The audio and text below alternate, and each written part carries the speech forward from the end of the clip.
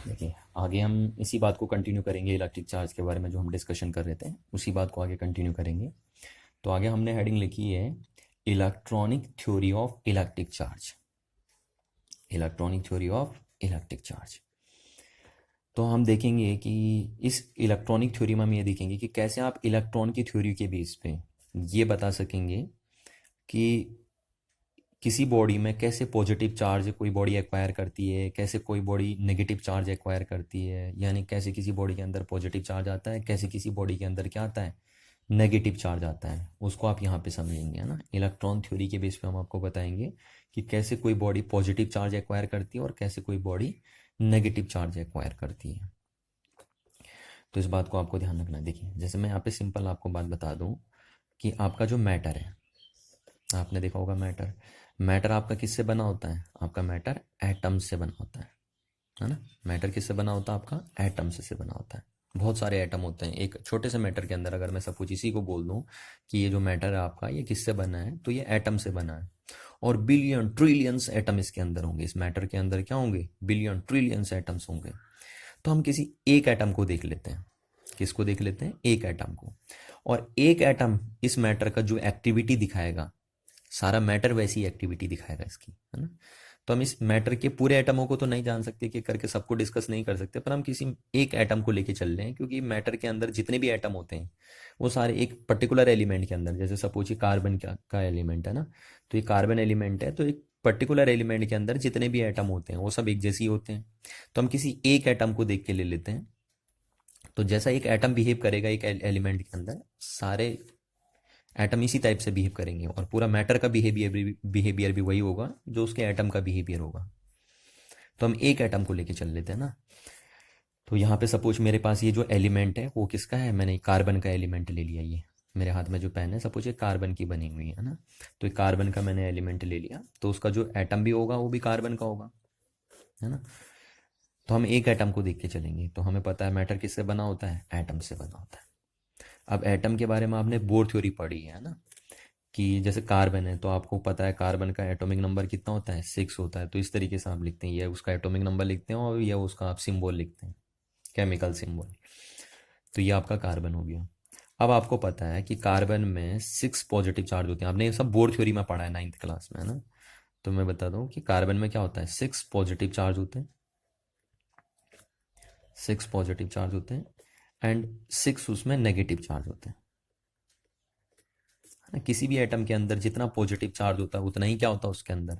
Negative charge भी होता है। इसीलिए हम बोलते हैं कि जो एटम होता है वो बेसिकली इलेक्ट्रिकली न्यूट्रल रहता है। क्या रहता है? इलेक्ट्रिकली न्यूट्रल रहता है। ठीक है। तो जब एटम इलेक्ट्रिकली न्यूट्रल रहता है तो उसका मैटर भी क्या रहेगा? फिर इलेक्ट्रिकली न्यूट्रल रहेगा, क्योंकि एक एटम के अंदर जितने भी पॉजिटिव चार्ज होते हैं ठीक उतने ही अमाउंट में उसके अंदर क्या होते हैं? नेगेटिव चार्ज भी होते हैं।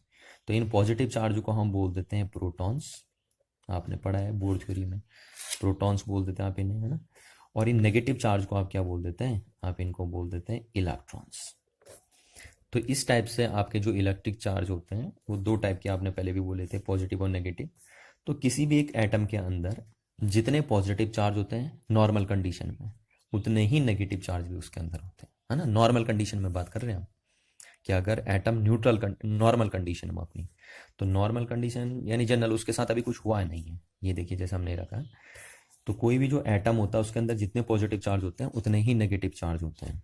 तभी हम बोलते हैं कि जो एटम है वो इलेक्ट्रिकली क्या होता है? न्यूट्रल होता है। न्यूट्रल क्यों है? क्योंकि जितना पॉजिटिव उसके अंदर है उतना ही वो नेगेटिव चार्ज भी है। और इनके अंदर जो पॉजिटिव चार्ज होता है एटम के अंदर उसको हम प्रोटॉन बोल देते हैं, और जो नेगेटिव चार्ज होता है उसको इलेक्ट्रॉन बोलते हैं।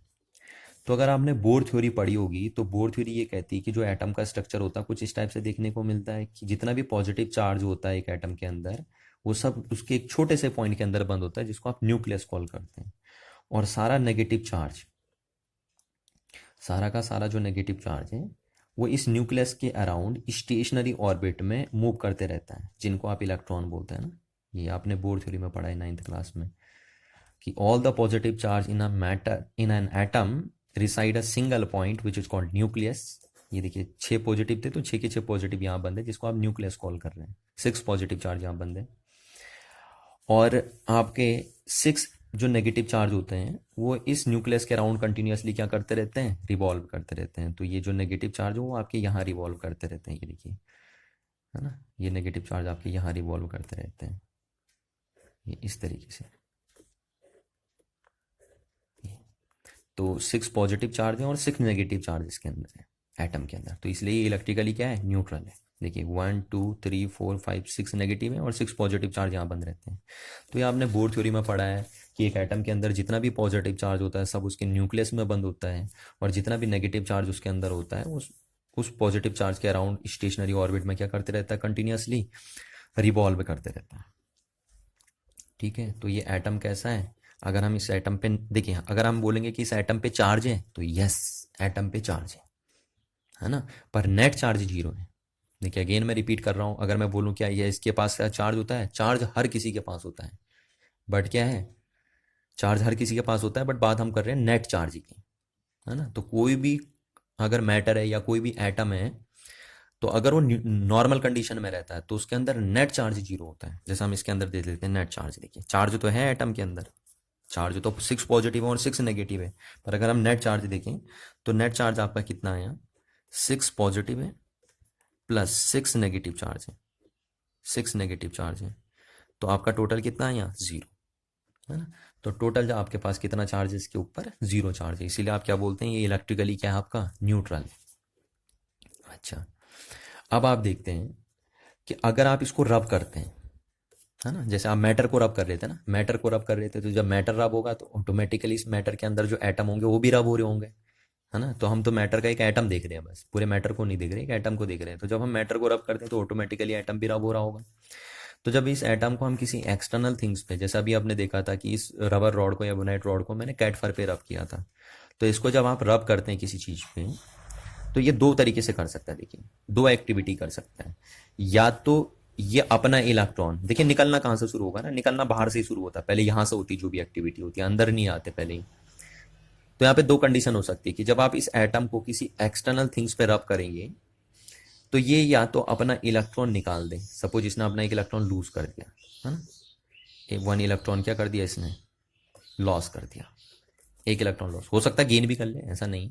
तो अभी पहले मैं एक कंडीशन ले रहा हूँ कि इसने अपना एक इलेक्ट्रॉन क्या कर दिया, लूज कर दिया, ये लूज कर दिया इसने अपना एक इलेक्ट्रॉन। तो अगर ये अपना इलेक्ट्रॉन लूज कर दे तो कुछ इस टाइप से बन जाएगा, 6 पॉजिटिव चार्ज तो अभी भी न्यूक्लियस में बंद है, और 2 इलेक्ट्रॉन यहाँ हैं आपके, और यहाँ कितने हो गए, देखिए 1, एक इलेक्ट्रॉन हो गया, दूसरा इलेक्ट्रॉन हो गया, तीसरा, और ये वाला इलेक्ट्रॉन तो निकल गया यहाँ से, तो 3 इलेक्ट्रॉन बचे। तो अब अगर हम इसके पास क्या देखते हैं, नेट चार्ज देखते हैं कि नेट चार्ज कितना है। तो जरा आप गौर से देखिए, तो 6 इसके अंदर क्या है, अभी पॉजिटिव चार्ज है, प्लस पर कितने नेगेटिव चार्ज कितने रह गए, आप सिर्फ 5 रह गए, तो 5 इसके अंदर नेगेटिव चार्ज है। तो टोटल मिला के आपका क्या आया, आपका 1 पॉजिटिव चार्ज आ गया, 1 पॉजिटिव चार्ज आ गया, आया या नहीं आया, ये आया आपके पास। तो आप कहते हैं, इसीलिए आप कहते हैं कि जब भी कोई एटम अपना एक इलेक्ट्रॉन डोनेट कर देता है अपने आउटर मोस्ट शेल से, एक इलेक्ट्रॉन डोनेट कर देता है, तो उस पर 1 पॉजिटिव चार्ज आ जाएगा। कितना आ जाएगा, 1 पॉजिटिव चार्ज आ जाएगा। तो यहां से आपको ये बात समझ में आई कि किसी भी एटम पे, अच्छा अगर एटम पे पॉजिटिव आया तो मैटर पे भी पॉजिटिव आ जाएगा फिर, है ना, एटम पे पॉजिटिव है तो मैटर पे भी पॉजिटिव आएगा। तो हम बोलते हैं कि किसी एटम को अगर मेरे को पॉजिटिवली चार्ज करना है तो आप कैसे करेंगे, तो आपका सिंपल सा आंसर होगा कि सर आप उसके आउटर मोस्ट सेल में से एक इलेक्ट्रॉन निकाल दीजिए, तो उस पर 1 पॉजिटिव आ जाएगा, है ना। तो किसी भी एटम को पॉजिटिवली चार्ज करने का एक सिंपल तरीका है कि आप उसके आउटर मोस्ट सेल में से क्या निकाल दीजिए, इलेक्ट्रॉन निकाल दीजिए। ठीक है, तो अगर आपको 1 पॉजिटिव चार्ज उस पर लाना है तो आप उसका 1 इलेक्ट्रॉन निकाल दीजिए, आपको अगर 2 पॉजिटिव चार्ज उस पर लेके आने तो आप 2 इलेक्ट्रॉन निकाल दीजिए, अगर आपको उस पर 3 पॉजिटिव चार्ज लाना है तो उसमें से आप 3 इलेक्ट्रॉन निकाल दीजिए। जैसा आप ये लिखते हैं ना, देखा होगा आपने सोडियम देखा होगा, तो नॉर्मल कंडीशन में ये है सोडियम। अब अगर हम सोडियम में से 1 इलेक्ट्रॉन निकाल देते हैं तो हम उसके ऊपर लिख देते हैं Na+। अब ये वो सोडियम, देखिए अभी तक क्या था, ये न्यूट्रलाइज सोडियम था, है ना, ये न्यूट्रल सोडियम था क्योंकि इस पर नेट चार्ज 0 था। बट अगर मैं इसमें से एक इलेक्ट्रॉन निकाल देता हूं तो ये इसमें कन्वर्ट हो जाता है, Na+ में कन्वर्ट हो जाता है, तब सोडियम के ऊपर एक पॉजिटिव चार्ज आ जाता है। तो अब ये नॉर्मल सोडियम नहीं बोला जाएगा, देखिए ये नॉर्मल सोडियम है, नॉर्मल सोडियम का एटम है, और ये नॉर्मल नहीं है, ये नहीं एक्साइटेड है आपका, ठीक, क्योंकि इस पे क्या आ गया, चार्ज आ गया। इसी तरीके से आप देखिए ऐसे लिखते हैं जैसे Mg लिखते हैं मैग्नीशियम, पर अगर आप मैग्नीशियम में से 2 इलेक्ट्रॉन निकाल दीजिए तो तब आप इसको ऐसे लिखते हैं Mg2+, है ना। तो ये मैग्नीशियम क्या था, न्यूट्रल, पर ये मैग्नीशियम क्या है, चार्ज्ड है। यानी ये नॉर्मल मैग्नीशियम था और ये एक्साइटेड मैग्नीशियम आपका। इसी तरीके से आप एल्युमिनियम लिखते हैं, देखिए एल्युमिनियम में से अगर आप 3 इलेक्ट्रॉन निकाल दीजिए, है ना, तो आप क्या लिखते हैं उसे फिर Al3+ लिखते हैं। केमिस्ट्री में आपने ये सब लिखा होगा, है ना। तो इसका मीनिंग क्या है कि एल्युमिनियम, ये कौन सा है, नॉर्मल एल्युमिनियम है जिसके पास नेट चार्ज 0 है। देखिए चार्ज तो था इस एल्युमिनियम के पास, पर नेट कितना था, 0, इसलिए हम नहीं लिख रहे थे। बट अब जब एल्युमिनियम में से आप 3 इलेक्ट्रॉन निकाल दीजिए तो अब उसके ऊपर क्या आ जाएगा, 3 पॉजिटिव चार्ज आ जाएगा। तो किसी भी बॉडी को चार्ज अगर आपको पॉजिटिवली चार्ज करना है तो बड़ा सिंपल तरीका है कि आप उसमें उसका क्या कर दीजिए, एक इलेक्ट्रॉन निकाल दीजिए। अगर आपको उस पर 1 पॉजिटिव चार्ज लाना है, 1 पॉजिटिव यूनिट लानी है चार्ज की, तो आप उसमें से एक इलेक्ट्रॉन निकाल दीजिए। अगर 2 लाने हैं, 2 पॉजिटिव चार्ज उसे देना है तो आप 2 इलेक्ट्रॉन निकाल दीजिए। 3 पॉजिटिव देना है तो 3 इलेक्ट्रॉन निकाल दीजिए। इस तरीके से आप बोल सकते हैं। अच्छा, सिमिलरली अगर हम देखते हैं कि देखिए ये मेरे पास न्यूट्रल, वही मैं बात करता हूँ, कार्बन एटम था, है ना। ये 1 इलेक्ट्रॉन यहाँ था, 1 इलेक्ट्रॉन यहाँ था, और ये 4 इलेक्ट्रॉन यहाँ घूम रहे थे आपको आउटर मोस्ट सेल में। ये बोर थ्योरी में आपने पढ़ा। तो अब अगर सपोज इस कार्बन एटम को आउटर मोस्ट सेल में हमने 1 इलेक्ट्रॉन बाहर से दे दिया, है ना। कोई जरूरी नहीं है कि रब करने से निकलता ही निकलता हमेशा। देखिए अगर एक निकालेगा तो दूसरा लेगा भी तो। जैसे अभी हम इसको और जब कैट फर को रब कर रहे थे तो ये क्या हो रहा था, नेगेटिवली चार्ज हो रहा था और ये पॉजिटिवली चार्ज हो रहा था। इसका मतलब क्या है कि इसने निकाल ये नेगेटिवली चार्ज हो रहा था और ये पॉजिटिवली चार्ज हो रहा था, तो इसका मतलब इसने निकाला है। तो अगर इसने निकाला है तो यानी इसने एक्सेप्ट किया है फिर, है ना, क्योंकि टोटल तभी तो क्या है, 0 है। तो हमने बोला कि अगर एक एटम 1 इलेक्ट्रॉन ले लेता है, यानी इसने क्या कर दिया, 1 इलेक्ट्रॉन क्या कर दिया, गेन कर दिया, बाहर से गेन कर दिया। और कहाँ गेन करेगा, अंदर तो डालेगा नहीं ना सीधे, पहले कहाँ डालेगा, बाहर आउटर मोस्ट ऑर्बिट में लाएगा, तो यहाँ लेगा। तो जैसे लेगा तो अब इसके पास देखिए क्या हुआ,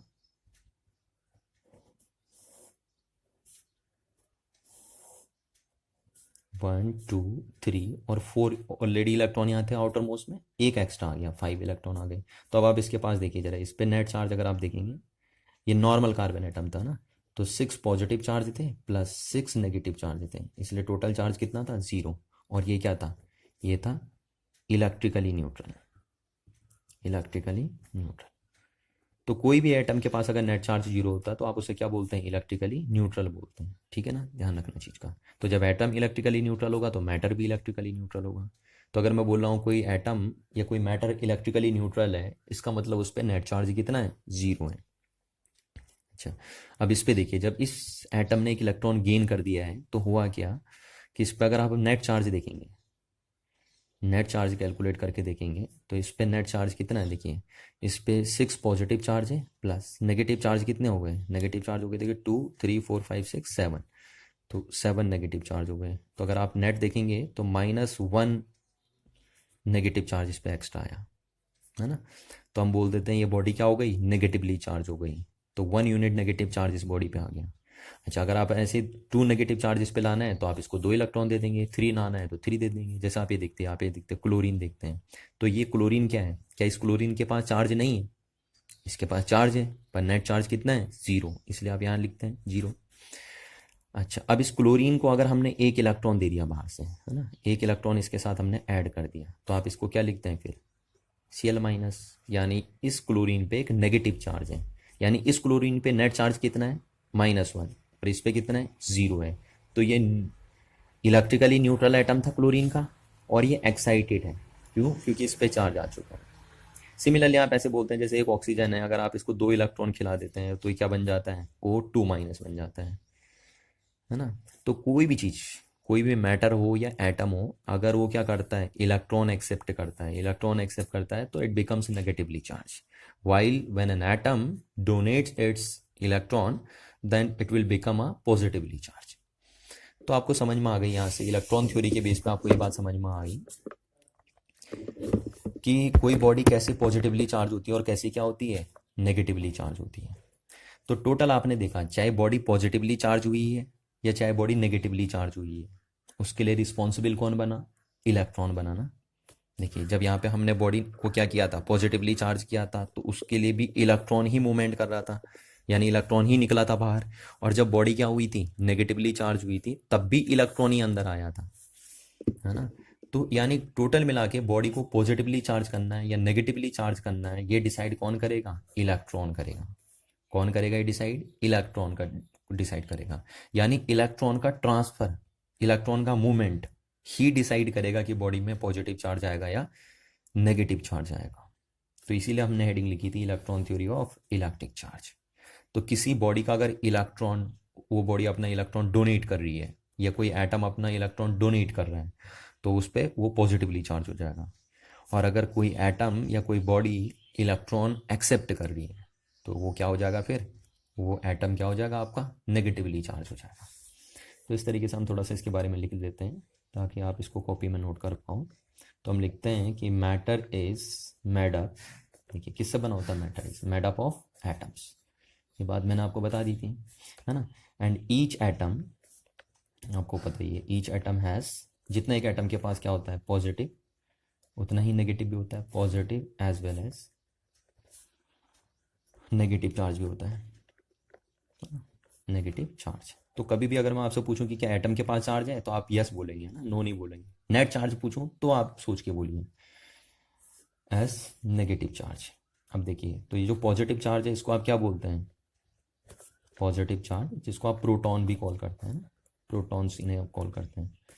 तो ये जो पॉजिटिव चार्ज होता है इस प्रेजेंट कहाँ रहता है, ये सारा positive charge present in the nucleus. ये देखिए इसको आप न्यूक्लियस बोलते हैं, इन द न्यूक्लियस रहता आपका ऑफ द एटम। एटम के कहाँ रहता है, ये न्यूक्लियस में रहता है। एंड, और जो नेगेटिव चार्ज रहता है वो कंटिन्यूसली क्या करते रहता है, रिवॉल्व करते रहता है। And negative charge, negative charges जिनका नाम आप क्या देते हैं, electrons, electrons revolves around the nucleus, nucleus, है ना। और अगर हम टोटल अमाउंट ऑफ चार्ज देखें तो ज़ीरो आएगा एक तरीके से। तो जितना ही पॉजिटिव होता है उतना ही नेगेटिव भी होता है। तो यहाँ से भी हम इस बात को लिख लेते हैं कि the amount of total positive charge, total positive charges and the amount of total negative charges in an atoms are equal। तो एक एटम के पास जितना ही पॉजिटिव चार्ज होता है उतना ही ठीक उसके पास क्या होता है, नेगेटिव चार्ज भी होता है, ठीक है, इक्वल होता है। तो इसीलिए हम कहते हैं कि नेट चार्ज जो एक एटम के पास होता है नॉर्मल कंडीशन में, वो कितना होता है, नॉर्मल कंडीशन में बात कर रहे हैं हम, नहीं एक्साइटेड कंडीशन में बात नहीं कर रहे हैं, एक्साइटेड हो गया, नॉर्मल कंडीशन में बात कर रहे हैं। तो हम बोलते हैं देयरफॉर, यहाँ से हम बोल सकते हैं कि hence the net charge on an atom is zero. तो एटम पे चार्ज तो होता है बट नेट चार्ज कितना होता है, नॉर्मल कंडीशन में जीरो होता है। और इसीलिए हम क्या बोलते हैं कि एटम कैसा है, इलेक्ट्रिकली न्यूट्रल है। तो जब एटम इलेक्ट्रिकली न्यूट्रल होगा तो मैटर भी क्या होगा, इलेक्ट्रिकली न्यूट्रल होगा। तो since all atoms in matter are electrically neutral,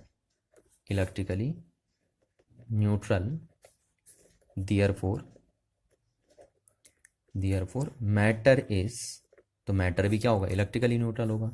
matter is electrically neutral, है ना। जब एटम ही सारे न्यूट्रल हो गए मैटर के अंदर, तो मैटर तो क्या होगा, न्यूट्रल होगा ही होगा आपका। तो इस तरीके से आपने बात करी है। अच्छा, अब हम ये भी बात कर लें थोड़ा सा कि अगर एक एटम अपना एक इलेक्ट्रॉन डोनेट करता है तो वो आपका पॉजिटिवली चार्ज हो जाता है, जबकि अगर वो गेन करता है तो वो नेगेटिवली चार्ज हो जाता है ना। तो जब एटम ये करेगा तो जाहिर सी बात है मैटर के पास भी आएगा, वही चीज़ मैटर भी रिपीट करेगा। तो हम बोल देते हैं कि द मटेरियल द मटेरियल, जो मटेरियल अपने इलेक्ट्रॉन क्या करेगा, लूज करेगा। देखिए एटम ने लूज किया तो एटम पे पॉजिटिव चार्ज आया, है ना। तो जब एटम पे पॉजिटिव चार्ज आ गया तो हम बोलेंगे मैटर पे भी आएगा। तो इसी तरीके से अगर हम बोलते हैं कि एक मैटर अपना इलेक्ट्रॉन लूज करता है, भैया मैटर में लूज कौन कर रहा है, एटम ही तो कर रहे हैं ना लूज, क्योंकि एटम मैटर का ही तो हिस्सा है। तो जब एटम लूज कर रहा है इसका मतलब मैटर लूज कर रहा है। तो अगर एक मटेरियल इलेक्ट्रॉन लूज करता है तो वो पॉजिटिवली चार्ज हो जाता है, और अगर गेन करता है तो वो नेगेटिवली चार्ज हो जाता है। तो हम वही यहाँ पे लिख दें कि the material which loss electrons are said to have positive charge, है ना। यानी एक मैटर अगर अपना इलेक्ट्रॉन डोनेट कर देता है तो हम बोल देते हैं उसको, क्या बोल देंगे कि ये पॉजिटिवली चार्ज हो गया। वेयर एज, जबकि क्या होगा, दोज गेनिंग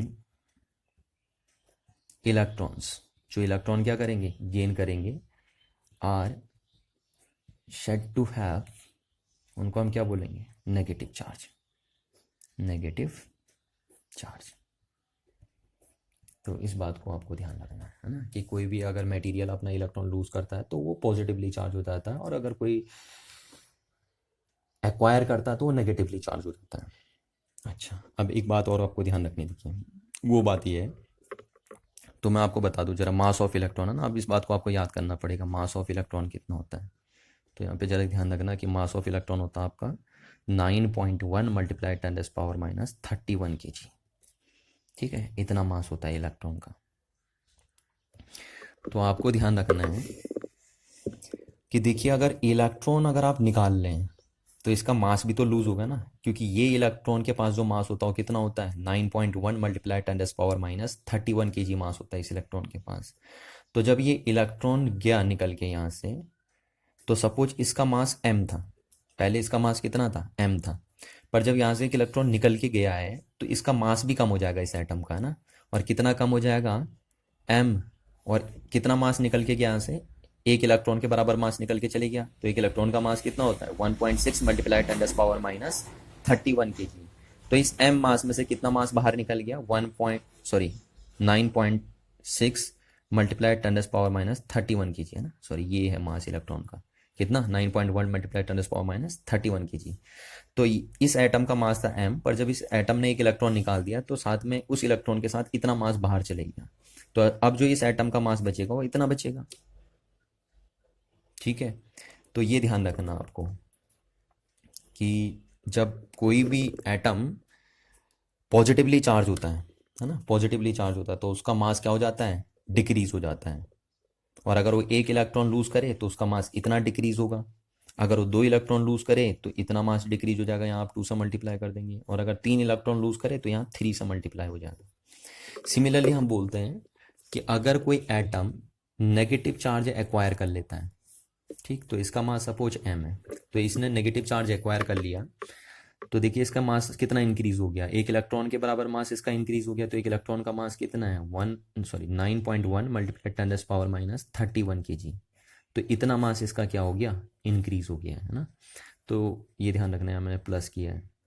तो जब भी कोई एटम इलेक्ट्रॉन एक्सेप्ट करता है तो उसका मास इंक्रीज हो जाता है, और अगर वो एक इलेक्ट्रॉन गेन करता है तो उसका मास इतना इंक्रीज होता है, अगर 2 इलेक्ट्रॉन गेन करे तो उसका मास इतना इंक्रीज हो जाएगा, है ना। और अगर वो 3 इलेक्ट्रॉन गेन करता है तो उसका मास इतना इंक्रीज हो जाएगा। तो इसलिए हमने इसका मास अगर m लिखा, तो क्योंकि इसने एक इलेक्ट्रॉन गेन किया तो इसका मास कितना लिख दिया हमने, m plus 9.1 multiply 10⁻31 kg।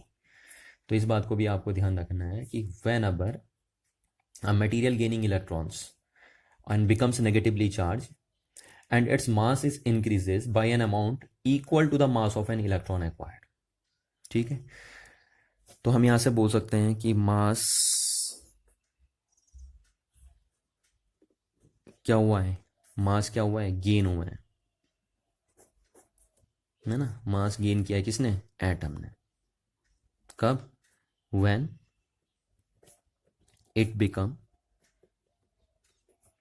Negatively charge, negatively charge, यानी अगर एक एटम नेगेटिवली चार्ज होता है तो वो मास क्या करता है, गेन करता है। सिमिलरली आप बोल सकते हैं कि अगर एक एटम पॉजिटिवली चार्ज होता है तो वो अपना मास क्या करता है, लूज कर देता है, यानी उसका मास क्या हो जाता है, डिक्रीज हो जाता है। तो इस तरीके से आपको बात याद रखनी है कि जब भी कोई मैटर इलेक्ट्रॉन डोनेट करता है और पॉजिटिवली चार्ज हो जाता है तो उसका मास डिक्रीज हो जाता है, और जब वो इलेक्ट्रॉन एक्सेप्ट करता है और नेगेटिवली चार्ज हो जाता है तो उसका मास क्या हो जाएगा, इंक्रीज हो जाएगा।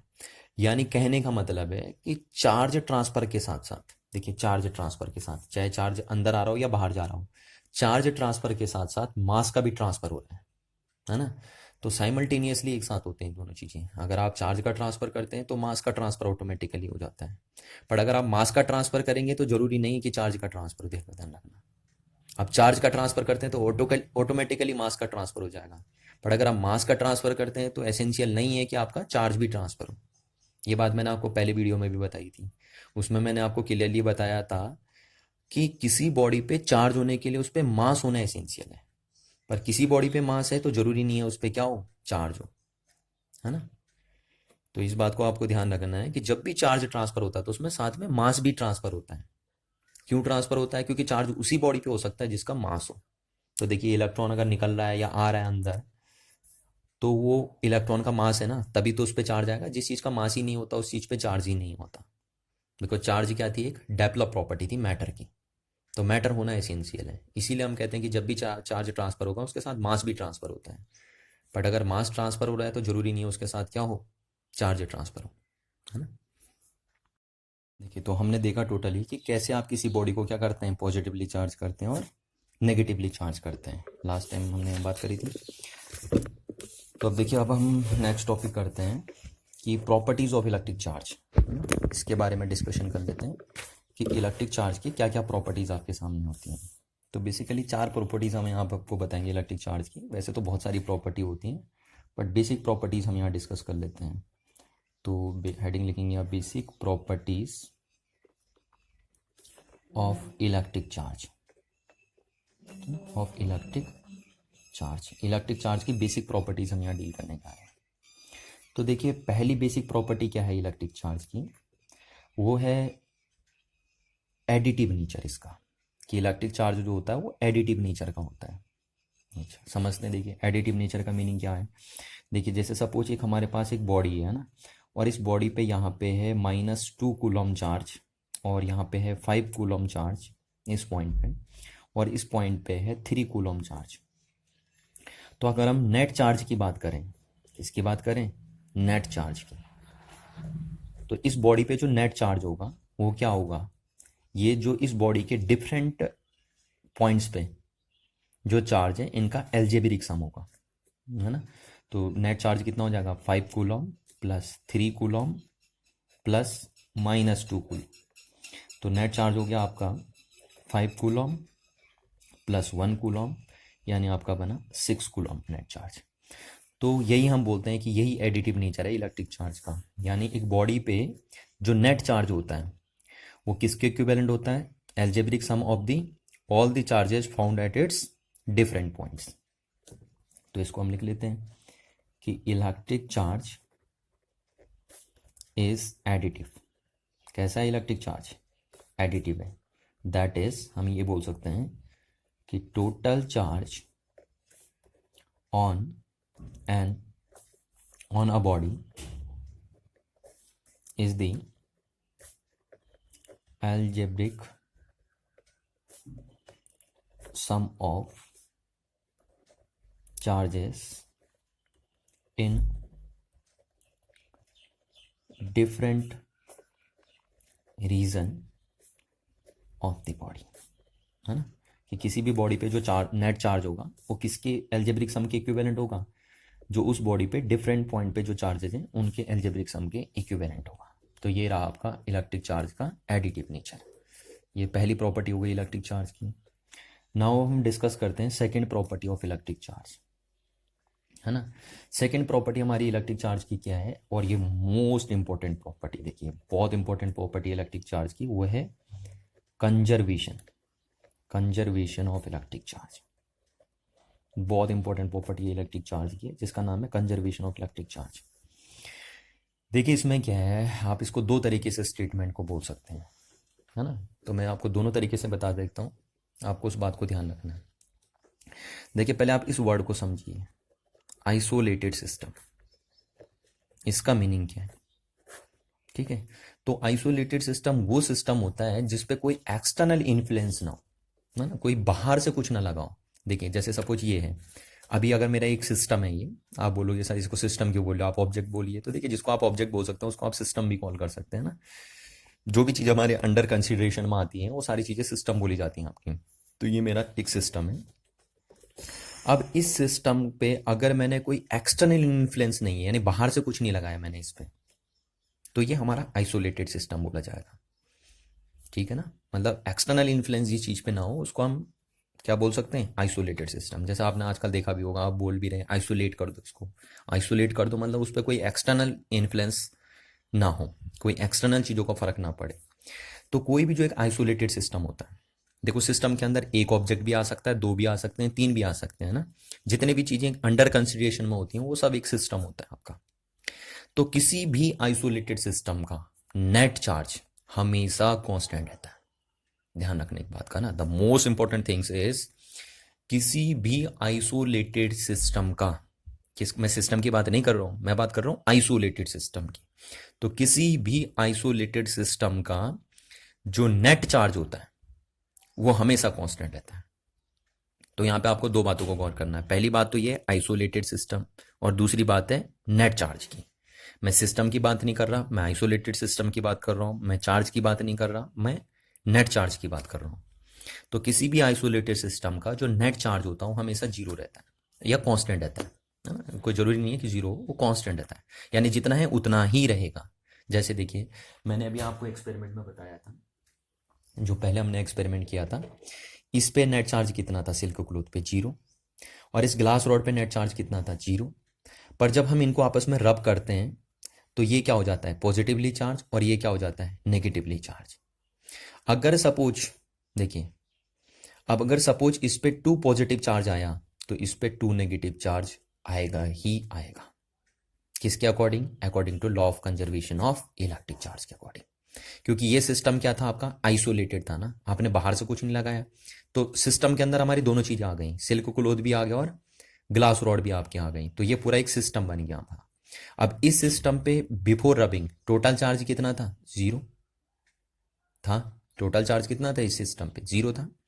पर जब हम इनको रब कर दे रहे हैं तो ये पॉजिटिव चार्ज आ जा रहा है, और इस पे 2 यूनिट पॉजिटिव चार्ज आ रहा है। तो मस्ट है इस पे 2 यूनिट नेगेटिव चार्ज आना ही आना चाहिए। यही कहता हमारा कौन, कंजर्वेशन ऑफ इलेक्ट्रिक चार्ज, ताकि नेट चार्ज इस आइसोलेटेड सिस्टम पे कितना रह पाए, जीरो रह पाए, है ना। क्योंकि ये पूरा आइसोलेटेड सिस्टम है आपका। तो अगर इस पे 2 यूनिट पॉजिटिव चार्ज आया, तो जब इस पे -2 यूनिट पॉजिटिव चार्ज आएगा तभी आपका नेट चार्ज क्या रह पाएगा, कांस्टेंट रह पाएगा। और यहाँ पे जो नेट चार्ज की वैल्यू थी वो कितनी थी, जीरो थी। तो इसलिए अगर शुरू में जीरो है रब करने से पहले, तो रब करने के बाद भी टोटल कितना होना चाहिए, जीरो होना चाहिए, है ना। इस पे जीरो नहीं है रब करने के बाद, इस पे जीरो नहीं है रब करने के बाद, पर पूरे सिस्टम पे रब करने के बाद भी कितना चार्ज है, जीरो चार्ज है। तो इसीलिए हम कहते हैं कि एक आइसोलेटेड सिस्टम जो होता है हमारा, उस पर नेट चार्ज हमेशा कितना होता है, जीरो होता है। ध्यान रखना चीज का। तो यहां से हम बोलते हैं, इसको हम लिख लेते हैं, ये तो आपको ध्यान रखना है। तो कंजर्वेशन ऑफ इलेक्ट्रिक चार्ज की अगर हम बात करें तो हम बोलते हैं कि द नेट चार्ज, चार्ज मतलब इलेक्ट्रिक चार्ज की बात हम यहाँ कर रहे हैं। The net charge in an isolated system, कोई भी जो सिस्टम होता है आइसोलेटेड, है ना, उसके लिए नेट चार्ज। देखिए यहाँ पे दो बातें गौर करनी है आपको, एक तो नेट चार्ज और दूसरा आइसोलेटेड सिस्टम। तो the net charge in an isolated system remains constant, remains constant. जरूरी नहीं हो जीरो हो, बट उसकी वैल्यू हमेशा कांस्टेंट रहेगी, चाहे वो जीरो या कोई पर्टिकुलर वैल्यू पर रहेगी हमेशा कांस्टेंट, ठीक है। तो इसीलिए अगर कोई दो न्यूट्रल ऑब्जेक्ट है, मतलब ये सपोज ये दोनों न्यूट्रल ऑब्जेक्ट है ना, ये दोनों न्यूट्रल ऑब्जेक्ट है, इस पे भी नेट चार्ज जीरो है और इस पे भी नेट चार्ज जीरो है। और अगर मैं इन दोनों को रब करता हूँ, ऐसे रब कर दिया, तो अगर इस पे 3 यूनिट पॉजिटिव चार्ज आ गया तो 100% श्योर है कि इस पे कितना आना चाहिए, -3 यूनिट आना चाहिए। फिर -3 यूनिट आएगा, क्योंकि जब तक इस पे -3 नहीं आएगा तब तक इनका नेट कितना नहीं हो पाएगा, 0 नहीं हो पाएगा, क्योंकि एक आइसोलेटेड सिस्टम था। तो इस आइसोलेटेड सिस्टम में बिफोर रबिंग नेट चार्ज कितना था, 0। तो आफ्टर रबिंग भी नेट चार्ज कितना होना चाहिए सिस्टम पे, 0 होना चाहिए। और तभी पॉसिबल है कि अगर ये +3 एक्वायर करे तो ये -3 एक्वायर करेगा। तो इसीलिए हम बोल रहे हैं the net charge in an isolated system remains constant. या इन अदर वर्ड्स आप ये बोल सकते हैं कि electric charge neither be create not be destroyed, है ना। Electric charge is neither be create and nor be destroyed. इसका भी मीनिंग वही निकलता है, ये भी वही चीज है, मैंने बस दूसरे शब्दों में इस बात को एक्सप्रेस कर दिया है ना, कि electric charge is neither be create not be destroyed. क्योंकि आपको पता है इलेक्ट्रिक चार्ज क्या है, फॉर्म ऑफ एनर्जी, और फॉर्म ऑफ एनर्जी को ना तो आप क्रिएट करते ना ही आप क्या कर सकते हैं, डिस्ट्रॉय कर सकते हैं। इसीलिए आप कहते हैं कि electric charge is neither be create not be destroyed. तो आप चाहे इस तरीके से सेंटेंस को बोलिए कि the net charge in an isolated system remains constant, या आप चाहे बोल दीजिए कि electric charge is neither be create not be destroyed, बात एक ही है। और इसी चीज को आपका क्या बोला जाता है, कंजर्वेशन ऑफ इलेक्ट्रिक चार्ज बोला जाता है। ठीक है, मतलब अगर मैं ये बोलूं पूरा सेंटेंस कि according to conservation of electric charge is neither be create nor be destroyed, तो ये हम सेंटेंस बोलेंगे। अब देखिए यहां पे गलती नहीं करनी है आपको, अगर मैं यहां चार्जेस लिख दूं तो फिर ये सेंटेंस रॉन्ग हो जाएगा, देखिए इलेक्ट्रिक चार्जेस को आप क्रिएट कर सकते हैं और डिस्ट्रॉय भी कर सकते हैं। चार्जेस क्रिएट हो जाते हैं, चार्ज क्रिएट नहीं होता, है ना। तो electric charge is neither be create और नॉट बी डिस्ट्रॉयड। ठीक है, चार्जेस हो जाते हैं क्रिएट। चार्जेस तो आपने देखे थे ना, देखिए इसमें कितना था 0, इसमें कितना था 0, तो जब आपने रब किया तो इसमें पॉजिटिव आ गया, इसमें नेगेटिव आ गया, तो चार्जेस तो आपने क्रिएट कर दिए हैं ना, चार्जेस तो हो गए हैं क्रिएट। एक प्लस हुआ है तो दूसरा माइनस हुआ है, तो चार्जेस क्रिएट हो सकते हैं, पर चार्ज क्रिएट नहीं होता है। यानी आप सिंगल चार्ज को प्रोड्यूस नहीं कर सकते, ठीक है, और ना ही उसे डिस्ट्रॉय कर सकते हैं। एक सिंगल चार्ज को, चार्जेस पेयर में प्रोड्यूस हो जाते हैं और पेयर में डिस्ट्रॉय भी हो जाते हैं। आप इसे 12th क्लास में भी पढ़ेंगे, इसको बोलते हैं pair production and pair annihilation, है ना। दो फिनोमिना होती हैं। पेयर प्रोडक्शन में क्या होता है कि दो चार्ज बनते हैं, एक पॉजिटिव बनता है और एक नेगेटिव बनता है, और पेयर एनिहिलेशन में जब दो अपोजिट चार्ज मिलते हैं तो नेट चार्ज 0 हो जाता है। तो ध्यान रखना, चार्जेस पेयर में प्रोड्यूस कर सकते हैं, आप पेयर में डिस्ट्रॉय कर सकते हैं, but single charge neither be create not be destroyed. इसलिए यहाँ पे कभी भी चार्जेस मत लिख देना, नहीं तो पूरा सेंटेंस का अनर्थ हो जाएगा। अच्छा, अब हम नेक्स्ट प्रॉपर्टी की बात करें, third property of electric charge, इसकी बात कर लेते हैं हम। इसको बोलते हैं हम invariance of electric charge. Invariance of electric charge, अब इसका मीनिंग समझिए। देखिए इनवेरिएंस ऑफ इलेक्ट्रिक चार्ज का मीनिंग क्या होता है। सपोज मेरे पास एक बॉडी है ये, और इसका मास m है। अभी तक आपने सुना होगा, जैसे आपको 9th 10th में टीचर बताते भी हैं, 9th में, है ना, अभी तो 10th आप कर रहे हो, 9th में आपने पढ़ा भी होगा कि mass of an object is never be change when we go from one place to the another place in a universe, है ना। वेट चेंज हो जाता है पर मास किसी भी ऑब्जेक्ट का क्या नहीं होता, चेंज नहीं होता। ये आपने सुना होगा अभी तक। पर देखिए मैं आपको बता दूं, अगर आप आइंस्टाइन की जब हायर क्लासेज में जाएंगे और आप आइंस्टाइन की स्पेशल थ्योरी ऑफ रिलेटिविटी पढ़ेंगे, तो आप क्लियरली जान जाएंगे कि अगर किसी ऑब्जेक्ट का जो मास होता है ना, ये जैसे इस ऑब्जेक्ट का मास है m, इस m की वैल्यू सपोज मैं ले लेता हूँ 20 kg, तो ये 20 kg है जब ये रेस्ट में है। पर अगर ये बहुत हाई स्पीड से चलेगा तो इसका मास चेंज हो जाएगा, इसका मास इंक्रीज होने लग जाता है। इस बात को आप गौर करिए। अभी देखिए आपने अभी तक तो पढ़ा होगा कि मास हमेशा क्या रहता है, कांस्टेंट रहता है ना। पर जब आप हायर क्लास में स्पेशल थ्योरी ऑफ रिलेटिविटी पढ़ेंगे तो आपको एक बात समझ में आ जाएगी कि कोई अगर ऑब्जेक्ट बहुत फास्ट स्पीड से मूव करता है, जैसे आप अगर आपका कोई मास है पर्टिकुलर, है ना, 60 kg 50 kg, तो अगर आप बहुत हाई स्पीड से मूव करेंगे, बहुत ही हाई स्पीड से अगर आप मूव करेंगे तो आपका मास इंक्रीज हो जाएगा, अपने आप ऑटोमेटिकली इंक्रीज हो जाएगा। ये बात आपको आइंस्टाइन की स्पेशल थ्योरी ऑफ रिलेटिविटी में जानने को मिलेगी।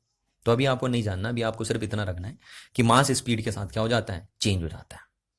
यानी इसका मास अब 20 kg नहीं रहेगा। अगर आप मैं इसको बहुत हाई स्पीड से ले जाऊंगा तो इसका मास हो सकता है बिकम 21 kg हो जाए, 22 kg हो जाए, कुछ भी हो सकता है, बट फिलहाल 20 नहीं रहेगा, उससे इंक्रीज हो जाएगा।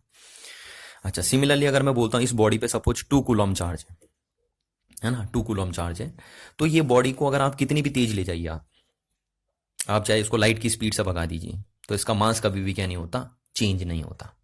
इस बात को आपको ध्यान रखना है।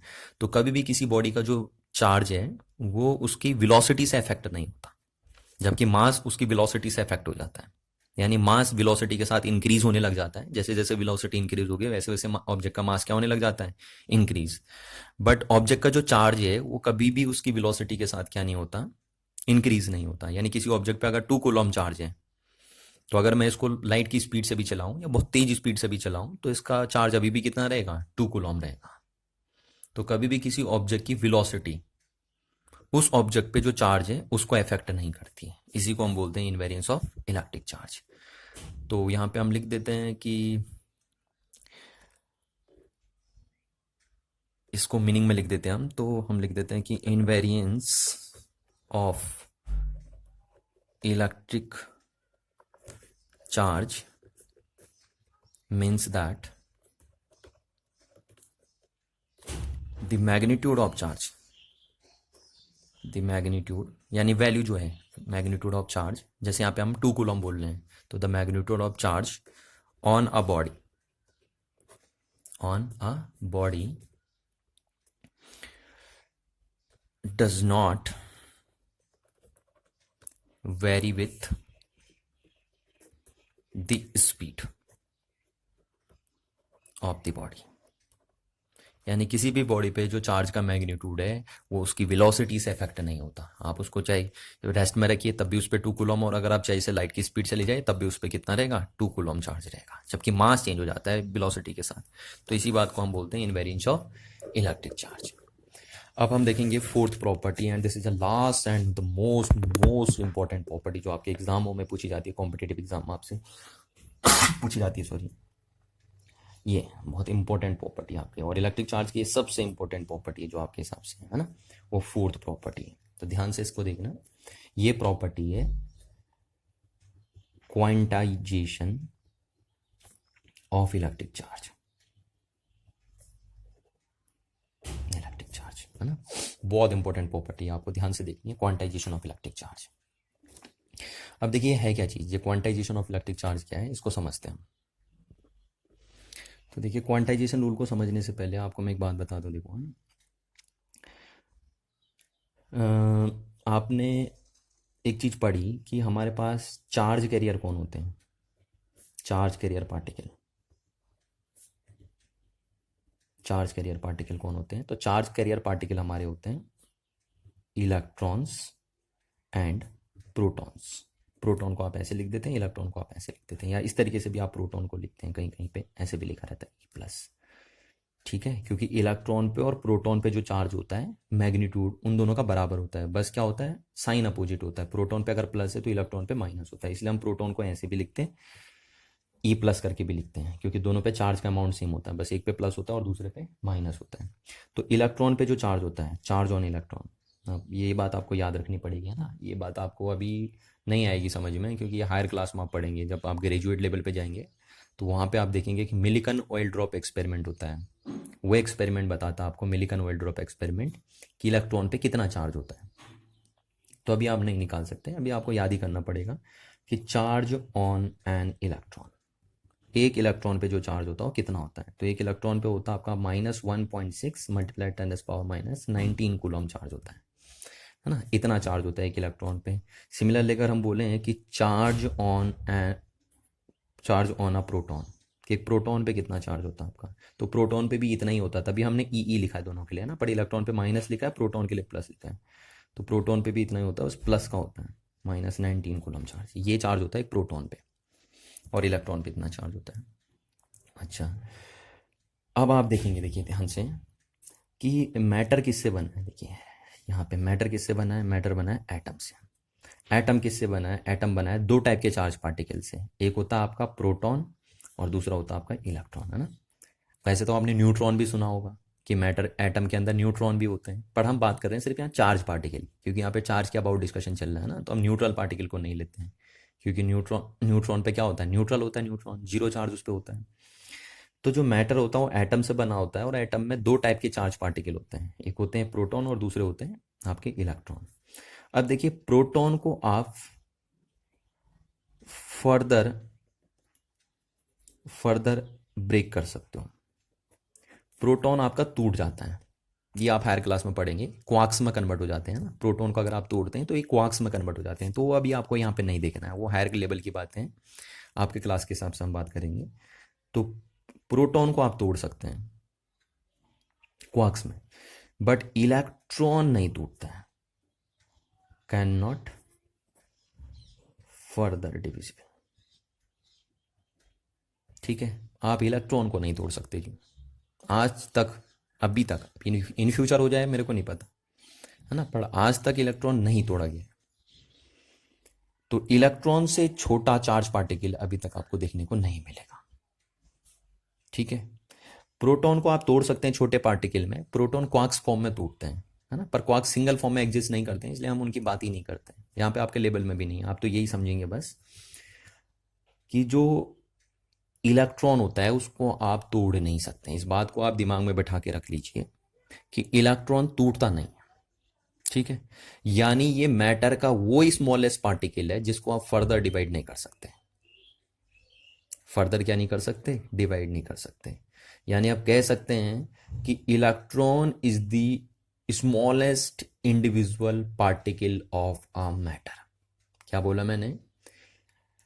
Electron is the smallest individual particle of the matter, यानी मैटर का सबसे छोटा पार्टिकल जो है वो कौन है? इलेक्ट्रॉन। आपका इलेक्ट्रॉन है, ध्यान रखिए। तो इलेक्ट्रॉन से छोटा कुछ नहीं हो सकता। और इलेक्ट्रॉन एक चार्ज कैरियर है, इलेक्ट्रॉन के पास चार्ज होता है ना, जैसे मैं बोलता हूँ चार्ज कैरियर कौन होते हैं, तो आप बोलेंगे इलेक्ट्रॉन प्रोटॉन होते हैं, ये चार्ज कैरी करते हैं अपने ऊपर। तो इलेक्ट्रॉन से छोटा कुछ नहीं हो सकता, तो इसलिए हम क्यों ना, देखिए, तो इसलिए हम क्या कहते हैं कि इलेक्ट्रॉन जो है वो सबसे छोटा चार्ज पार्टिकल है मैटर के अंदर। ये अभी हम बोलेंगे कि क्या है, इलेक्ट्रॉन ही क्या है, सबसे छोटा पार्टिकल है किसके अंदर? मैटर के अंदर। तो सबसे छोटा पार्टिकल जो चार्ज पार्टिकल है ना, सबसे छोटा जो चार्ज पार्टिकल होता है एक मैटर के अंदर, वो कौन होता है? इलेक्ट्रॉन होता है। इसको आप फर्दर डिवाइड नहीं कर सकते। देखिए, इलेक्ट्रॉन को आप तोड़ नहीं सकते, ध्यान रखना इस बात का, जबकि प्रोटॉन टूट जाता है। तो क्यों ना जो इलेक्ट्रॉन का चार्ज है इसी को एक यूनिट डिसाइड कर दिया जाए। ऐसा साइंटिस्ट ने सोचा कि जो इलेक्ट्रॉन है उसका जो चार्ज है, इलेक्ट्रॉन पे इतना चार्ज होता है, क्योंकि इसी को यूनिट मान लेते हैं। ठीक, तो इसको आज से हम ई लिखेंगे, यानी जब भी मैं ई लिखूंगा, ई का मतलब आपका होगा 1.6 मल्टीप्लाई 10⁻⁻19 कूलम। अब यहाँ हम साइन की बात नहीं करेंगे क्योंकि हम मैग्नीट्यूड की बात कर रहे हैं सिर्फ। तो इलेक्ट्रॉन पे जो चार्ज होता है, अब मैं कभी भी आपसे स्मॉल ई लिखूं, आपको समझ जाना है इसमें स्मॉल ई का मतलब कितना होता है, 1.6 मल्टीप्लाई 10⁻⁻19 कूलम। तो इससे छोटा नहीं हो सकता। देखिए, इससे छोटी चीज नहीं हो सकती। तो इससे छोटा चार्ज आपको देखने को नहीं मिलेगा दुनिया में, सबसे छोटा चार्ज यही है। तो क्यों ना इसी को साइंटिस्ट ने क्या बना दिया, एक यूनिट बना दिया, है ना, कि इलेक्ट्रिक चार्ज की जो सबसे छोटी यूनिट होगी, जिसको हम fundamental unit of electric charge भी बोलेंगे, तो वो इतनी होगी। ठीक है, तो अब देखिए, अभी जैसे मैंने आपको प्रीवियस वीडियो में बताया था, तो ये चार्ज की यूनिट बन गई आपकी। और जैसे मैंने आपको प्रीवियस वीडियो में बताया था कि अगर कोई एटम एक इलेक्ट्रॉन लूज करता है, ठीक है, एक इलेक्ट्रॉन लूज करता है, तो उस पर कितना पॉजिटिव चार्ज आएगा? तो देखिए, इतना पॉजिटिव चार्ज आ जाएगा उस पर, है ना, इतना पॉजिटिव चार्ज आ जाएगा उस पर, जहाँ पे ई की वैल्यू ये है, हाँ ध्यान रखना, ई की वैल्यू ये है। तो अगर एक एटम एक इलेक्ट्रॉन लूज करता है तो उस पर इतना पॉजिटिव चार्ज आ जाएगा। अच्छा, अगर वो 2 इलेक्ट्रॉन लूज करते हैं तो उस पर इतना चार्ज आ जाएगा। अगर वो 3 इलेक्ट्रॉन लूज करता है तो उस पर इतना चार्ज आ जाएगा, है ना। अच्छा, अगर वो 4 इलेक्ट्रॉन लूज करता है तो उस पर इतना इलेक्ट्रॉन आ जाएगा, इतना चार्ज आ जाएगा। सिमिलरली हम बोलते हैं अगर वो एन इलेक्ट्रॉन निकालता है तो उस पर कितना चार्ज आ जाएगा? इतना चार्ज आ जाएगा। ठीक है, उल्टे में भी हम बोल सकते हैं कि अगर कोई एटम एक इलेक्ट्रॉन एक्सेप्ट कर देता है तो उस पर कितना चार्ज आ जाता है? इतना नेगेटिव चार्ज आ जाता है। सिमिलरली हम बोलते हैं अगर कि कोई एटम 2 इलेक्ट्रॉन एक्सेप्ट कर देता है उस पर इतना चार्ज आ जाएगा। कोई एटम 3 इलेक्ट्रॉन एक्सेप्ट कर देगा तो उस पर इतना चार्ज आ जाएगा। 4 इलेक्ट्रॉन एक्सेप्ट कर देगा तो उस पर इतना चार्ज आ जाएगा। और अगर वो एन इलेक्ट्रॉन एक्सेप्ट कर लेता है तो उस पर इतना नेगेटिव चार्ज आ जाएगा। ठीक है, ये है। तो यहां पे आपको दिख रहा है कि किसी भी एटम पे या किसी भी मैटर पे जो चार्ज होगा टोटल, यानी वो कितना होगा? Integral multiple of fundamental unit of electric charge होगा। कितना होगा? Integral multiple. देखिए इसको हम इंटीग्रल मल्टीपल बोलेंगे क्योंकि ये इंटीग्रल नंबर आएगा ना, या तो ये 1 आएगा, या ये 2 आएगा, या 3 आएगा, या 4 आएगा, या 5 आएगा। तो किसी भी मैटर पे या एटम पे जो नेट चार्ज होगा वो कितना होगा? Integral multiple. इंटीग्रल क्योंकि नंबर इंटीग्रल है, multiple of fundamental unit of electric charge. ठीक, और ये या तो प्लस हो सकता है या माइनस हो सकता है। तो इस तरीके से हम बोलते हैं कि किसी भी बॉडी पे जो चार्ज है वो क्या है? Integral multiple of fundamental unit of electric charge. This is a fundamental unit of electric charge and it is a integral multiple of fundamental unit of electric charge. क्यों यहाँ पे हम इसे इंटीग्रल मल्टीपल बोल रहे हैं? क्योंकि ये या तो 1 होगा, या 2 होगा, या 3 होगा, या 4 होगा, है ना, इस तरीके से होगा। और ये या तो प्लस में हो सकता है या माइनस में हो सकता है, क्योंकि चार्ज किसी बॉडी पे 2 टाइप का होता है, या तो प्लस या माइनस। अगर वो इलेक्ट्रॉन निकालता है तो उस पर प्लस चार्ज आता है, और अगर इलेक्ट्रॉन एक्सेप्ट करता है तो नेगेटिव चार्ज उस पर होता है। तो किसी भी बॉडी पे जो चार्ज होगा वो हमेशा इतना ही होगा। इसी फॉर्मूले से निकाला जाएगा चार्ज किसी भी बॉडी का। ध्यान रखिए इस बात का। इसी को हम बोलते हैं क्वांटाइजेशन ऑफ इलेक्ट्रिक चार्ज, है ना। जैसे देखिए, मैं ये नहीं बोल सकता कि किसी बॉडी पे जो नेट चार्ज है वो 2/3 है, ये नहीं बोल सकते आप, ये नहीं बोल सकते। क्यों? क्योंकि इसका मतलब क्या है? 2/3 इलेक्ट्रॉन, है ना। जैसे यहाँ पे हम बोल रहे हैं 1 electron, 2 electron, 3 electron, 4 electron, 5 electron. तो यहाँ पे 2/3 इलेक्ट्रॉन। 2/3 इलेक्ट्रॉन का मतलब क्या है? Fractional electron. और मैं आपसे पहले भी बोल चुका हूँ कि इलेक्ट्रॉन टूटता नहीं भाई, है ना, इलेक्ट्रॉन टूटता नहीं है। तो ये जैसे हम बोल सकते हैं कि किसी भी बॉडी पे 1/2 ई चार्ज हो सकता है, तो आप बोल सकते हैं बिल्कुल नहीं हो सकता 1/2 ई चार्ज। 1/2 ई चार्ज का मतलब है आधा इलेक्ट्रॉन, तो आधा तो होता ही नहीं इलेक्ट्रॉन, है ना। तो किसी भी बॉडी पे जो चार्ज होगा, देखिए किसी भी बॉडी पे जो चार्ज होगा या तो होगा 1.6 × 10⁻⁻19 कूलम, इतना होगा। देखिए यहाँ पे अगर हम ई की वैल्यू रखें इतनी और एन की वैल्यू 1 रख दें तो इतना चार्ज होगा। अगर हम एन की वैल्यू 2 रख दें तो कितना चार्ज आएगा? 1.6 × 10⁻⁻19 कूलम, जो सॉल्व करके आपका आएगा 3.2 × 10⁻⁻19 कूलम। अच्छा, अगर एन की वैल्यू 3 रख दें, 3 इलेक्ट्रॉन, मतलब 3 इलेक्ट्रॉनों का अगर ट्रांसफर हुआ है तो, और ई की वैल्यू कितनी होती है? ई की वैल्यू होती है इतनी। तो अगर आप इसे सॉल्व करेंगे तो ये 4.8 × 10⁻⁻19 कूलम मिलेगा। सिमिलरली अगर आप बोलेंगे कि एन की वैल्यू अगर आप 4 रख देंगे यहाँ पे, और ई की वैल्यू आपको पता ही है इतनी रखनी है हर बार, 19 कूलम, तो कितना मिलेगा आपको? ये हो जाएगा आपका 6.4 × 10⁻⁻19 कूलम। इसी तरीके से आप बात को आगे बढ़ा सकते हैं। तो आप कह सकते हैं कि किसी भी बॉडी पे या तो इतना चार्ज होगा, या इतना होगा, या इतना होगा, या इतना होगा, है ना। किसी भी बॉडी पे ये चार्ज नहीं हो सकता। जैसे देखिए, मैं ये नहीं बोल सकता कि किसी भी बॉडी पर 1/2 ई चार्ज होगा, क्योंकि 1/2 ई चार्ज होने का मतलब है आधा इलेक्ट्रॉन, तो आधा इलेक्ट्रॉन नहीं होता भी, है ना, इलेक्ट्रॉन टूटता नहीं है। इसीलिए हम कहते हैं कि किसी भी बॉडी पे जो नेट चार्ज होगा वो हमेशा क्या होगा? Integral integral integral multiple of fundamental unit of electric charge. And what is the fundamental unit of electric charge? This one. तो इस चीज को हम लिख लेते हैं कि according to quantization of charge, any charge body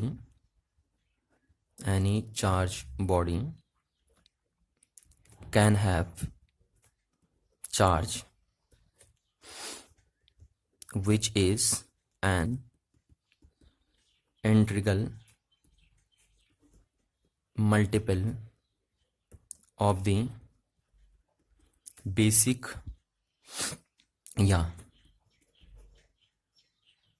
elementary unit of charge, है ना। और इसको आप क्या बोलते हैं? स्मॉल ई बोलते हैं। तो ये होता है आपके पास। तो किसी भी बॉडी पे जो नेट चार्ज होगा हमेशा क्या होगा? Integral multiple of fundamental unit of electric charge होगा। इस बात का ध्यान रखिए आप, है ना। सारे चार्ज पॉसिबल नहीं है। इसका मतलब किसी भी बॉडी पे अगर आप आंसर बोलेंगे कि कुछ भी बोल दीजिए, क्या क्या इतना चार्ज हो सकता है बॉडी पे, तो आप पहले चेक करके देखेंगे इस फॉर्मूले से कि क्या उस बॉडी पे इतना चार्ज हो सकता है। तो मैं आपसे कह रहा हूँ, चार्ज देखिए हमेशा क्या मिलता है? इंटीग्रल मल्टीपल में मिलता है, ई के इंटीग्रल मल्टीपल में मिलता है। सारे चार्ज पॉसिबल नहीं है आपके पास। देखो, इस बात को मैं आपको एक एग्जाम्पल से क्लियर करता हूँ ना।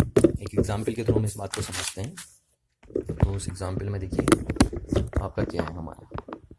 देखिए, मैंने यहाँ पे से आपसे 2 क्वेश्चन बोले ना। क्वेश्चन नंबर फर्स्ट ये है और यहाँ पे क्वेश्चन नंबर सेकंड है। इस बात से आपको क्वांटाइजेशन रूल क्लियर हो जाएगा। क्वांटाइजेशन रूल क्या क्या क्लियर हो जाएगा? Is the 1 coulomb charge found on an object. क्या किसी ऑब्जेक्ट पे क्या हो सकता है, 1 कूलम चार्ज हो सकता है। और दूसरा क्वेश्चन मैंने लिखा is the 6.4 multiply 10⁻⁻19 coulomb charge is found on an object. दूसरा क्वेश्चन मैंने ये दिया, क्या किसी बॉडी पे 1 कूलम चार्ज हो सकता है, पहला क्वेश्चन ये। और दूसरा क्वेश्चन है क्या किसी बॉडी पे 6.4 मल्टीप्लाई 10⁻⁻19 कूलम चार्ज हो सकता है। तो दोनों क्वेश्चन को चेक कर लेते हैं। देखिए सॉल्यूशन हम बात करते हैं तो हमारे पास क्वांटाइजेशन रूल है, तो हम बोलेंगे according to quantization rule, quantization rule of किसका, इलेक्ट्रिक चार्ज का। सिर्फ इलेक्ट्रिक चार्ज के लिए लगता है क्वांटाइजेशन रूल। तो ये है, तो वो क्या कहता है कि किसी भी बॉडी पे जो टोटल चार्ज होगा वो किसके इक्विवेलेंट होगा, integral multiple of fundamental unit of electric charge के मल्टीपल होगा। और ये या तो प्लस हो सकता है माइनस हो सकता है, तो उसकी बात अभी हम यहाँ नहीं कर रहे हैं क्योंकि वहाँ 1 कूलम लिखा है तो ये प्लस ही होगा ऑटोमेटिकली, +1 कूलम लिखा है। तो अब यहाँ से हम देख लेते हैं एन जहाँ पे क्या है ना, एन इंटीग्रल मल्टीपल है। एन ये बता रहे हैं कि कितने इलेक्ट्रॉन ट्रांसफर हुए रियल में, जैसे मैंने आपको पहले भी यहाँ पे बताई थी बात, यहाँ पे भी आप देखेंगे। तो एन क्या है, नंबर ऑफ इलेक्ट्रॉन, कि कितने इलेक्ट्रॉन ट्रांसफर हो रहे हैं, यानी कितने इलेक्ट्रॉन या तो डोनेट हो रहे हैं या कितने इलेक्ट्रॉन एक्सेप्ट हो रहे हैं, उसको बता रहा है। क्या रिप्रेजेंट कर रहा है, नंबर ऑफ इलेक्ट्रॉन ट्रांसफर, ये बात बता रहा है। तो यहाँ से अगर हम एन देखेंगे, देखिए हमें पता है क्यू और इसकी वैल्यू हमें पता है। यहाँ पे क्यू कितना दिया है, क्यू दिया है हमारे पास यहाँ पे 1 कूलम, क्यू कितना है यहाँ पे 1 कूलम सिंस, और ई आपको पता है 1.6 मल्टीप्लाई 10⁻⁻⁻ कितना होता है 19 कूलम। तो यहाँ से हम एन निकालते हैं, एन क्या बताते हैं, नंबर ऑफ इलेक्ट्रॉन ट्रांसफर, है ना, कि कितने इलेक्ट्रॉन ट्रांसफर हो रहे हैं, एन वो बताते हैं। और ये कभी भी फ्रैक्शन में नहीं हो सकता, ध्यान रखिए, क्योंकि आधा इलेक्ट्रॉन कभी भी ट्रांसफर नहीं हो सकता ना। आधा इलेक्ट्रॉन तब ट्रांसफर होगा जब इलेक्ट्रॉन टूट सकता हो, तो इलेक्ट्रॉन तो टूटता ही नहीं है। तो इस बात को आपको ध्यान रखना है कि एन क्या यहाँ पे क्या बताता है, नंबर ऑफ इलेक्ट्रॉन ट्रांसफर बताता है। तो अब हम चेक कर रहे हैं कि क्या किसी बॉडी पे 1 कूलम चार्ज हो सकता है। तो हमें चेक करना है कि टोटल चार्ज कितना है, 1 कूलम हो सकता है नहीं हो सकता है, और ई आपको पता है इतना रखना है। तो यहाँ से हम एन निकालते हैं, तो 1 कूलम, ये हमने 1 कूलम रख दिया, और ये ई नीचे आएगा तो डिवाइड बाई कितना हो जाएगा 1.6 मल्टीप्लाई 10⁻⁻19 कूलम। अब देखिए कूलम से कूलम कटेगा तो ये जो नंबर आएगा आपका, है ना, ये जो नंबर आएगा ये फ्रैक्शन फॉर्म में आएगा। किस फॉर्म में आएगा, फ्रैक्शनल फॉर्म में आएगा। और फ्रैक्शनल फॉर्म में एन एग्जिस्ट नहीं कर सकता, n never be equivalent to fractional form. Fractional form में एन कभी भी एग्जिस्ट नहीं कर सकता। क्यों ही नहीं एग्जिस्ट कर सकता, एन फ्रैक्शन फॉर्म में होने का मतलब है आधा इलेक्ट्रॉन, है ना, फ्रैक्शन में इलेक्ट्रॉन, और इलेक्ट्रॉन तो टूटता ही नहीं है। तो इसलिए एन की वैल्यू कभी भी फ्रैक्शनल फॉर्म में नहीं आ सकती। तो इसीलिए आप बोलते हैं कि किसी भी बॉडी पे 1 कूलम चार्ज क्या नहीं है, पॉसिबल ही नहीं है। क्यों नहीं पॉसिबल हुआ, क्योंकि 1 कूलम चार्ज पॉसिबल होने के लिए बॉडी को इलेक्ट्रॉन क्या करना पड़ेगा, फ्रैक्शनल फॉर्म में रखना पड़ेगा, और फ्रैक्शनल फॉर्म में कभी भी इलेक्ट्रॉन एग्जिस्ट नहीं करता है, इलेक्ट्रॉन टूटता ही नहीं है। मैं आपसे बार बार वही बात कर रहा हूँ। तो इसी को बोलते हैं हम क्वांटाइजेशन। देखिए आप क्वांटाइजेशन रूल के अकॉर्डिंग ही हम देखते हैं क्या किसी बॉडी पे इतना चार्ज हो सकता है। तो वही हमने लगाया भाई, Q is two plus minus N ही, है ना। अब क्योंकि यहाँ पे माइनस हम इग्नोर कर देते हैं क्योंकि हमें बताना है इतना चार्ज प्लस का, तो यहाँ से एन क्या बना, क्यू अपॉन ई। अब देखिए एन क्या बता रहा है, नंबर ऑफ इलेक्ट्रॉन ट्रांसफर, ठीक, जो हमेशा इंटीग्रल मल्टीपल फॉर्म में होंगे। किस फॉर्म में होंगे, इंटीग्रल के फॉर्म में होंगे। तो देखिए क्यू कितना दिया है यहाँ पे, टोटल चार्ज कितना कह रहा हूँ 6.4 मल्टीप्लाई 10⁻⁻19 कूलम, है ना। और एक इलेक्ट्रॉन पे कितना चार्ज होता है 1.6 मल्टीप्लाई 10⁻⁻19 कूलम। तो ये से कैंसिल आउट हो गया, तो आपका बच्चा ये देखिए, अगर आप इसे कैंसिल आउट करेंगे तो 4 आया आपका। तो एन 4 पॉसिबल है, क्योंकि एन इंटीग्रल मल्टीपल में हो सकता है आपका, है ना। एन की वैल्यू 1 हो सकती है, 2 हो सकती है, 3 हो सकती है, 4 हो सकती है, बट फ्रैक्शनल फॉर्म में कभी नहीं हो सकती एन की वैल्यू। तो ये पॉसिबल है, इसलिए किसी बॉडी पे इतना चार्ज हो सकता है, बट इतना चार्ज नहीं होगा। तो किसी भी बॉडी पे, यानी कहने का मतलब है जो चार्ज होता है वो हमेशा, किसी भी बॉडी पे जो चार्ज होता है वो हमेशा क्या होगा, integral multiple of fundamental unit of electric charge होगा, है ना। क्योंकि जब ये होगा तभी इलेक्ट्रॉन इंटीग्रल मल्टीपल फॉर्म में आएंगे। तो जैसे हम बोल तो देते हैं कि 1 कूलम चार्ज बॉडी पे है ना, पर रियल में 1 कूलम नहीं होता है। ये सिर्फ एक थ्योरेटिकल तरीका है बोलने का, क्योंकि ये चार्ज बोलना काफ़ी कॉम्प्लिकेटेड है, 6.3 कूलम, इसलिए हम ये वर्ड यूज़ कर लेते हैं। कौन से, कूलम कूलम कूलम। तो इस बात को आपको ध्यान रखना है। अच्छा, अब यहाँ पे मैं एक लास्ट से बात आपको बता दूँ, तो ये क्वांटाइजेशन रूल आपको ध्यान रखना चीज़ का, है ना। तो जैसे आप इस तरीके से चेक कर सकते हैं, क्या किसी बॉडी पे 2 कूलम चार्ज होता है, क्या किसी बॉडी पे 4 कूलम चार्ज होता है, क्या किसी बॉडी पे 8.0 मल्टीप्लाई 10⁻⁻19 कूलम चार्ज हो सकता है। ये आप चेक करके देख सकते हैं, है ना, कि is the 2 coulomb charge found in an object, is the 4 coulomb charge found in an object, is the 8.0 multiply 10⁻19 coulomb charge in found in the object. तो इन चार्जों को आप चेक कर सके देख सकते हैं इस क्वांटाइजेशन रूल के अकॉर्डिंग। यानी क्वांटाइजेशन रूल ये कहता है कि सारी वैल्यू ऑफ चार्ज पॉसिबल नहीं है, कुछ सेलेक्टेड वैल्यू ऑफ चार्ज ही क्या है, पॉसिबल है। जैसे ये वैल्यू पॉसिबल है, ये वैल्यू पॉसिबल है, ये वैल्यू पॉसिबल है, ये वैल्यू पॉसिबल है, पर 1 कूलम पॉसिबल नहीं है, 2 कूलम पॉसिबल नहीं है। इस तरीके से सारी वैल्यूज अलाउड नहीं, सेलेक्टेड ही वैल्यूज अलाउड है। जैसा आपने देखो आपका करेंसी का भी क्वांटाइजेशन होता है, आपकी करेंसी का भी क्या होता है, क्वांटाइजेशन होता है ना।